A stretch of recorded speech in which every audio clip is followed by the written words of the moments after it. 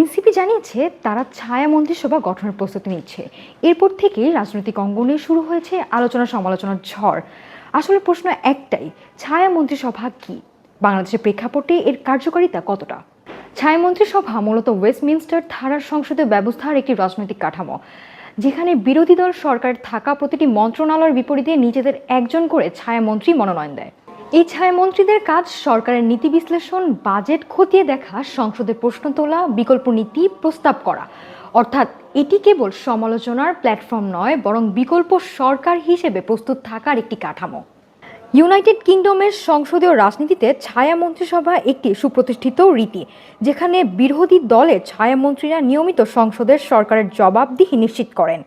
House of কমন্সের প্রশ্নোত্তর পর্বে ছায়ামন্ত্রীদের সরব উপস্থিতি সরকারের নীতিকে চ্যালেঞ্জ করে। অস্ট্রেলিয়াতেও বিরোধী দল আনুষ্ঠানিকভাবে ছায়া মন্ত্রিসভা ঘোষণা করে, নির্বাচনের আগে এটি বিকল্প সরকারের রূপরেখা হিসেবে কাজ করে। এভাবে ছায়া মন্ত্রিসভা বিরোধী দলকে শুধু সমালোচক নয়, সম্ভাব্য শাসক হিসেবেও প্রস্তুত করে। বাংলাদেশে এখনো আনুষ্ঠানিকভাবে ছায়া মন্ত্রিসভা গঠনের নজির নেই, সংবিধানে এই ধরনের কাঠামোর বাধ্যবাধকতা নেই। তবে বিশ্লেষকদের মতে সংসদীয় গণতন্ত্র শক্তিশালী করতে, নীতিগত বিতর্ক বাড়াতে, জবাবদিহিতা নিশ্চিত করতে ছায়া মন্ত্রিসভা কার্যকর হতে পারে। বাংলাদেশের রাজনৈতিক বাস্তবতায় বিরোধী দলগুলো কতটা স্বাধীনভাবে সংসদে কাজ করতে পারে এ প্রশ্ন থেকেই যায়।